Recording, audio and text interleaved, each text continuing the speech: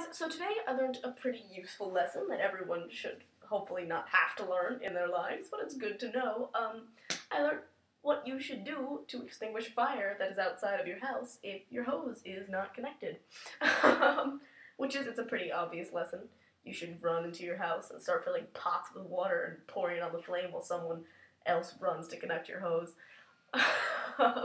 Yeah, so that's the lesson.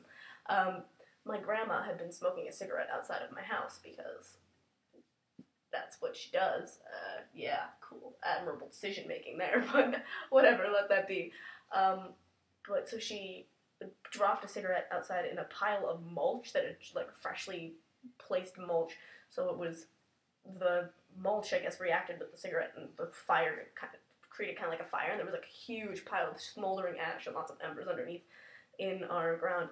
And this woman runs up to my doorstep and knocks on the door, like, frantically, and I was like, I'm sorry, my father's office is downstairs, because that's usually, my dad runs a private practice from our house, so usually when people knock on our door, it's because they didn't know how to get to the office.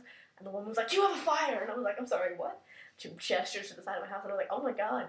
So we tried to turn on the hose, but the hose wasn't connected, and I didn't know quite how to do that. And besides, there was kind of a fire starting, so we didn't have time for me to figure that out.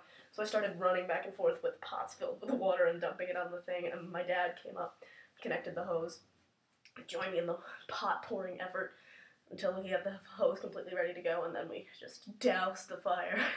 And the other thing I learned that was interesting, that was learned from the woman and her son, who came to our door, they told us that when there's a fire in, like, the ground, usually if there's, like, embers, that means that there's, like, a lot of heat building up below where you're seeing those embers, and you want to get a shovel and turn the soil and make sure you fully saturate everything, and you want to keep the soil moving so you have the stuff that's really hot at the bottom coming to the top so that you can cool it down immediately and then thoroughly extinguish the fire so you don't have something, like, smoldering underneath even though you can't see the fire anymore and you think that it's gone.